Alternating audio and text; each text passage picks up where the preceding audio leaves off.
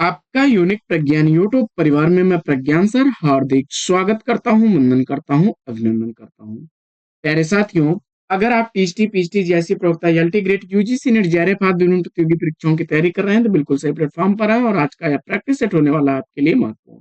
साथियों, आज के इस प्रैक्टिस सेट में सबसे ज्यादा रिपीटेड होने वाले प्रश्नों को करने वाले हैं और इन प्रश्नों को आपने कई बार पढ़ा होगा, देखा होगा, हल किया होगा। तो हम प्रयास करेंगे कि आज की इस पाठचर्या में इन प्रश्नों को आप 100% सही हल करने का प्रयास करेंगे और मुझे उम्मीद है कि आप 100% इसे सही हल भी करेंगे, क्योंकि इन सारे प्रश्नों को विगत कक्षाओं में हम लोगों ने कई बार रिपीट किया है। तो आज की इस पाठचर्या में टेस्ट देखना है आपको कि आप कितने प्रश्नों को सही करते हैं और सभी प्रश्नों को हल करने के बाद कमेंट बॉक्स में जरूर बताइएगा कि आपके कितने प्रश्न सही हुए। तो बिना समय गंवाए प्रारंभ करते हैं आज की इस प्रैक्टिस सेट को और देखते हैं प्रैक्टिस सेट का पहला प्रश्न।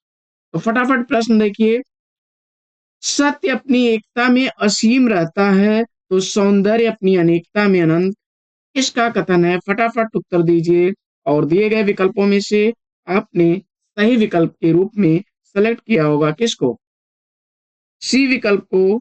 तो सी विकल्प का चयन करके आपने इस प्रश्न का बिल्कुल सही जवाब दिया है। महादेवी वर्मा का कथन है, एक अंक आपके खाते में जुड़ा। बढ़ते हैं दूसरे प्रश्न की तरफ। सबसे ज्यादा रिपीट होने वाला प्रश्न और कई बार परीक्षाओं में हम लोगों ने किया है। वेरी वेरी इंपॉर्टेंट प्रश्न है कि आध्यात्मिक रंग के चश्मे आजकल बहुत सस्ते हो गए हैं उन्हें चढ़ाकर। कुछ लोगों ने गीत गोविंद के पदों को आध्यात्मिक संकेत बताया है, वैसे ही विद्यापति के इन पदों को भी किस विद्वान का कथन है? दिए गए विकल्पों में आपने सेलेक्ट किया किसको? बी विकल्प का चयन किया आपने आचार्य रामचंद्र शुक्ल को। बिल्कुल सही जवाब के साथ में बढ़ते हैं आगे और देखते हैं अगला प्रश्न। अगला प्रश्न, मनुष्य की श्रेष्ठ साधनाएं ही संस्कृति हैं। सब बहुत रिपीट होने वाले, सारे ही प्रश्न रिपीट होने वाले हैं साथियों। इंपॉर्टेंट प्रश्न आपके स्क्रीन पर, मनुष्य की श्रेष्ठ साधनाएं ही संस्कृति हैं। जवाब दीजिए। दिए गए विकल्पों में आपने विकल्प ए को चुना, आचार्य हजारी प्रसाद द्विवेदी। बिल्कुल सही जवाब। साथियों, प्रमुख कथन विशेष पुस्तक से इन प्रश्नों को संकलित किया गया है। तो अगर आप चाहते हैं इस पुस्तक को परचेज करना तो अभी हमें व्हाट्सएप करिए 9415 94 0501 पर। पीडीएफ के लिए लिखेंगे आप पीडीएफ 99 और इसके लिए आपको एक शुल्क देना होगा 99 रुपए का। वहीं प्रिंटेड नोट्स के लिए आपको टाइप करना होगा हिंदी 2024 और भेज दीजिए 9415 94 0501 पर। इसके लिए आपको 259 रुपए की सहयोग धनराशि देनी होगी। साथियों, अगर आप इच्छुक हैं तो वीडियो के डिस्क्रिप्शन से लिंक का भी प्रयोग करके पुस्तक को परचेज कर सकते हैं अथवा दिए गए नंबर पर संपर्क करें। पाठचर्या को कंटिन्यू रखिए और टेस्ट सीरीज का चौथा प्रश्न आपकी स्क्रीन पर। आधुनिक काल में गद्य का विकास सबसे प्रधान साहित्यिक घटना है, किस विद्वान का कथन है? और सही विकल्प के रूप में आपने आचार्य रामचंद्र शुक्ल जी को चुना। तो सही जवाब के साथ में आप विकल्प सी बिल्कुल सही जवाब। बढ़ते हैं आगे और देखते हैं पांचवा प्रश्न। पांचवा प्रश्न है कि कबीर के निर्गुण पंथ का आधार भारतीय वेदांत और सूफियों का प्रेम तत्व है। कबीर के निर्गुण पंथ का आधार भारतीय वेदांत और सूफियों का प्रेम तत्व है, इस विद्वान का कथन। दिए गए विकल्पों में आपने विकल्प डी का चयन कर लिया। उपयुक्त में से कोई नहीं सही जवाब के साथ है, क्योंकि यह कथन किसका है? आचार्य रामचंद्र शुक्ल जी का कथन है। रामचंद्र शुक्ल जी का कथन। बढ़ते हैं आगे और देखते हैं छठवां प्रश्न आपकी स्क्रीन पर। फटाफट उत्तर दीजिए। कबीर की अपेक्षा खुसरो का ध्यान बोलचाल की भाषा की ओर अधिक था, किसका कथन है? विकल्प आपके सामने। सही विकल्प के रूप में आपने, मुझे उम्मीद है कि चयनित किया होगा विकल्प बी को, आचार्य रामचंद्र शुक्ल जी को। फटाफट उत्तर दीजिए। रामचंद्र शुक्ल उत्तर चुन करके भी इस प्रश्न का सही जवाब आपने दिया है। बढ़ते हैं आगे और देखते हैं सातवां प्रश्न आपकी स्क्रीन पर। कई बार रिपीटेड प्रश्न ये सारे हैं साथियों और इन्हें हल करने में गलती आपसे नहीं होनी चाहिए। जब मनोभाव शब्दों का रूप धारण कर लेता है तब वही कविता कहलाने लगती है, चाहे वो पद्यात्मक हो या गद्यात्मक? किस विद्वान का कथन? फटाफट उत्तर चयनित करिए।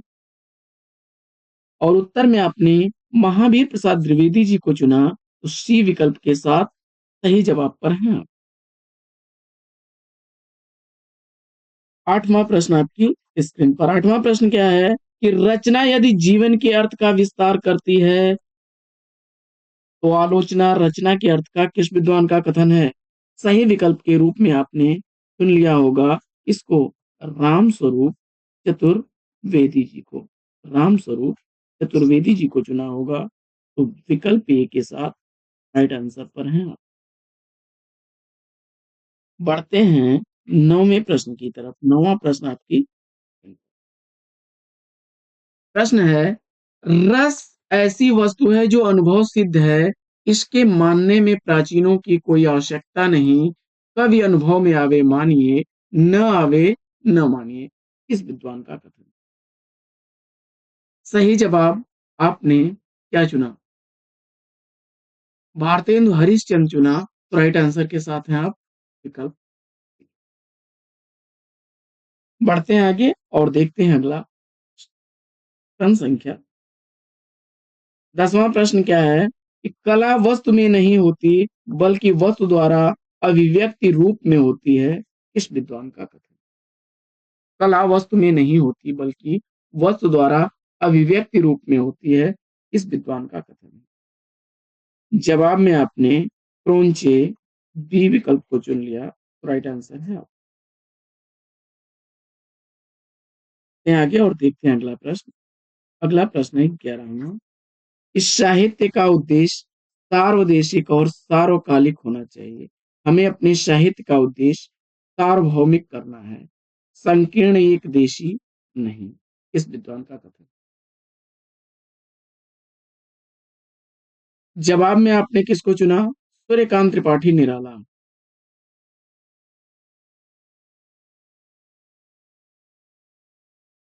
सूर्यकांत त्रिपाठी निराला, विकल्प सी राइट आंसर हो जाएगा। अगला प्रश्न, प्रश्न संख्या 12। 12वां प्रश्न है कि यथार्थवाद में स्वभावतः दुख की प्रधानता और वेदना की अनुभूति आवश्यक है। इस विद्वान का कथन। यथार्थवाद में स्वभावतः दुख की प्रधानता और वेदना की अनुभूति आवश्यक है। इस विद्वान का कथन। मुझे उम्मीद है कि इस प्रश्न का सही जवाब आपने सेलेक्ट किया होगा विकल्प ए को, जयशंकर। विकल्प ए राइट आंसर। बढ़ते हैं साथियों अगले प्रश्न की तरफ। प्रश्न संख्या 13। 13वां प्रश्न है कि राजनीति और साहित्य मात्र अभिव्यक्ति में ही भिन्न है, उनका मूल है आज का यथार्थ, उसके लक्ष्य, उसके अभिप्रेत, उसके संघर्ष। किस विद्वान का कथन? सही विकल्प आपने गजानन माधव मुक्तिबोध को चुना, तो सी विकल्प के साथ राइट आंसर। आगे बढ़ते हैं और देखते हैं अगला प्रश्न। अगला प्रश्न, प्रश्न संख्या 14। 14वां प्रश्न है कि हृदय की अनुभूति ही साहित्य में रस और भाव कहलाती है। इस विद्वान का कथन। चिंतामणि भाग 2 से अवतरित यह कथन आचार्य रामचंद्र शुक्ल का। आगे बढ़ते हैं और देखते हैं 15वां प्रश्न। 15वां प्रश्न क्या है कि सौंदर्य की वस्तुगत सत्ता और सामाजिक विकास कवि चेतना को निर्धारित कर। इस विद्वान का कथन।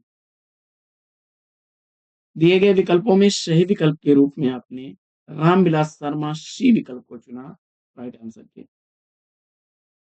बढ़ते हैं आगे और देखते हैं अगला प्रश्न। प्रश्न संख्या 16। 16वां प्रश्न, काव्य तो प्रकृति मानव अनुभूतियों का नैसर्गिक कल्पना के सहारे ऐसा सौंदर्यमय चित्रण है जो मनुष्य मात्र के स्वभावतः अनुरूप भावोच्छ्वास और सौंदर्य संवेदन उत्पन्न करता है। इस विद्वान।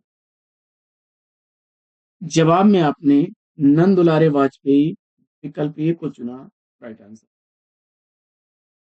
आगे बढ़ते हैं और देखते हैं प्रश्न संख्या 17वां प्रश्न कि पूर्ववर्ती व्यक्तिवादी इतिहास प्रणाली के स्थान पर सामाजिक अथवा जातीय ऐतिहासिक प्रणाली को आरंभ करने वाली यह पहली हिंदी पुस्तक है। इस विद्वान का कथन।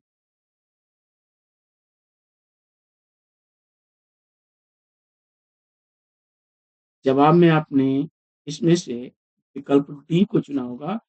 तो हिंदी साहित्य के इतिहास के संदर्भ में यह कथन किसका है? नामवर सिंह जी का। नामवर सिंह का है। विकल्प डी राइट आंसर हो जाएगा इस प्रश्न। अगला प्रश्न, प्रश्न संख्या 18। रसात्मक शब्दार्थ ही महाकाव्य है और उसकी छंदोमयी विशिष्ट विधा आधुनिक अर्थ में कविता। इसका कथन। विकल्प सी डॉक्टर नगेंद्र को चुना आपने राइट आंसर के साथ में।